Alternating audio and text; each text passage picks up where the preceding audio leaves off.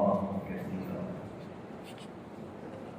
وقال النبي صلى الله عليه وسلم لا يؤمن أحدكم حتى أكون أحب إليه من والده وولده والناس أجمعين.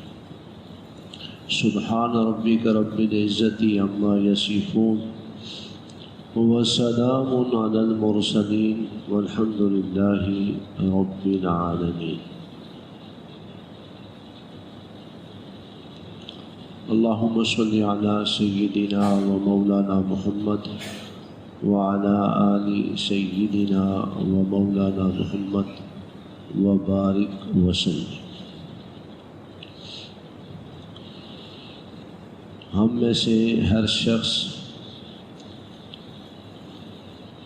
اتنی بات تو جانتا ہے کہ قرآن مجید امام الانبیاء صلی اللہ علیہ وسلم پر نازل ہوا. احادیث طیبہ آپ کی تعلیمات اور آپ کے معمولات کا مجموعہ ہے، اور سیرت رسول اللہ صلی اللہ علیہ وسلم کی داستان حیات، قرآن، حدیث اور سیرت، ان تین موضوعات کا مرکز اور محور جناب رسول اللہ صلی اللہ علیہ وسلم کی ذات مبارک. اللہ رب العزت نے آپ صلی اللہ علیہ وسلم کی عملی زندگی کو، آپ کی حیات طیبہ کو دستور اور قانون کا درجہ دے کر ہمیں آپ کی اتباع کا حکم دیا ہے. آپ کی عملی زندگی دستور اور قانون کی حیثیت رکھتی ہے، اور اللہ رب العزت نے آپ کی اس عملی زندگی کو دستور اور قانون بنا کر ہمیں اس کا پابند کیا ہے کہ تمہیں رسول اللہ صلی اللہ علیہ وسلم کی اتباع کرنی ہے. چنانچہ قرآن مجید میں فرمایا قُلْ إِن كُنتُمْ تُحِبُّونَ اللَّهَ فَاتَّبِعُونِي يُحْبِبْكُمُ اللَّهُ. اے پیغمبر صلی اللہ علیہ وسلم، آپ اپنا دامن نبوت پکڑنے والوں سے یہ صاف صاف کہہ دیں کہ اگر تمہیں اللہ کا محبوب بننا ہے، تم اگر یہ چاہتے ہو کہ اللہ تمہیں اپنا محبوب بنا لے، یہ قرآن ہے، قُلْ إِن كُنتُمْ تُحِبُّونَ اللَّهَ، اگر تم یہ چاہتے ہو کہ اللہ تعالیٰ تمہیں اپنا محبوب بنا لے تو پھر میری اتباع کرو. فاتبعونی، یہ میری اتباع ایسا نسخہ ہے کہ جس کی برکت سے اللہ تمہیں اپنا محبوب بنا لیں گے. وَيَغْفِرْ لَكُمْ ذُنُوبَكُمْ، اور مزید احسان اللہ تم پر یہ فرمائیں گے کہ تمہارے گناہوں کو دھو لیں گے، تمہیں اپنی رحمت کے سائے میں لے لیں گے، کیونکہ ان کی شان معاف کرنا بھی ہے، رحم کرنا بھی ہے، رحمتوں کے سائے میں لینا بھی ہے. تو قرآن، حدیث اور سیرت، ان تینوں موضوعات کا مرکز اور محور امام الانبیاء صلی اللہ علیہ وسلم کی ذات مبارک. اب سوال یہ ہے کہ سیرت کسے کہتے ہیں؟ سیرت ہے کیا؟ سیرت کا لفظی اور لغوی معنی چلنے کا طریقہ، لائف سٹائل، زندگی گزارنے کا اسلوب، یہ سیرت کا لفظی معنی ہے. زندگی گزارنے کا اسلوب یہ ہے سیرت، یہ اس کا لفظی معنی ہے۔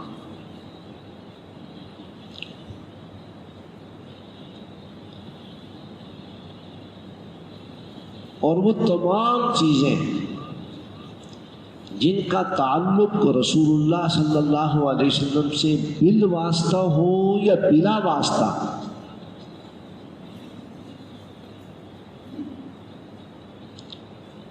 ان تمام چیزوں میں رسول کریم صلی اللہ علیہ وسلم کی پیروی کرنا، یہ ہے سیرت کا خلاصہ۔ چنانچہ شاہ عبدالعزیز محدث دہلوی رحمہ اللہ نے سیرت کا جو اصطلاحی معنی بیان کیا ہے وہ یہ ہے کہ وہ علم جس میں رسول اللہ صلی اللہ علیہ وسلم کی پیدائش سے لے کر موت تک کے واقعات ذکر کیے گئے ہوں، ان سب کی تفسیر کو اسلامی علوم و فنون کی اصطلاح میں سیرت کہتے ہیں۔ پیدائش سے لے کر موت تک کی جو مبارک زندگی ہے، یہ دنیا چھوڑنے تک کی جو زندگی ہے، جو 63 سالوں پر مشتمل ہے،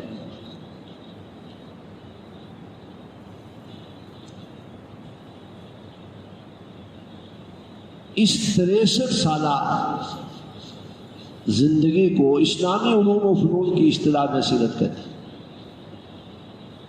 ایک ہے لفظ سیرت اور ایک ہے حدیث۔ حدیث اور سیرت میں فرق یہ ہے کہ سیرت میں واقعات کو ربط اور ترتیب کے ساتھ بیان کیا جاتا ہے، حدیث میں واقعات کو اس طرح بیان کرنے کا اہتمام نہیں۔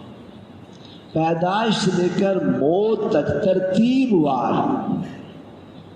جو واقعات ذکر کیے جاتے ہیں وہ سیرت کا حصہ ہے، انہیں سیرت کہتے ہیں۔ رسول اللہ کی پیدائش سے لے کر موت تک، پیدا ہونے سے پہلے کیا احوال تھے، آپ صلی اللہ علیہ وسلم کی پیدائش کے موقع پر کیا واقعات پیش آئے، آپ صلی اللہ علیہ وسلم کی چوں چوں عمر بڑھتی گئی تو کیا کیا واقعات، یہ واقعات جو ترتیب سے بیان کیے جاتے ہیں اسے سیرت کہتے ہیں۔ اور احادیث میں اس طرح کا اہتمام نہیں ہوتا۔ اور ایک اور فرق بیان کیا گیا ہے اور وہ یہ ہے کہ سیرت میں رسول کریم صلی اللہ علیہ وسلم کی ذات مبارک سے اصلاً بحث ہوتی ہے، جبکہ احادیث میں احکام سے بحث ہوتی ہے۔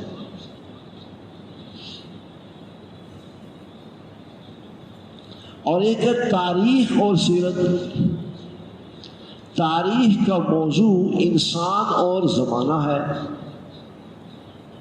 جبکہ سیرت کا موضوع سرکار دو عالم صلی اللہ علیہ وسلم کی ذات مبارک اور آپ کا اپنا عہد اور زمانہ ہے۔ تاریخ کا موضوع ملک اور انسان ہے، زمانہ ہے، شخصیات کا ذکر ضمناً آ جاتا ہے، جبکہ سیرت میں سرکار دو عالم صلی اللہ علیہ وسلم کی ذات ہی سے بحث کی جاتی ہے۔ آپ صلی اللہ علیہ وسلم کی مبارک زندگی 63 سالوں پر مشتمل ہے۔ 40 سال کا عرصہ تو ہے نبوت سے پہلے کا، اور 23 سال کا عرصہ ہے نبوت کے بعد کا۔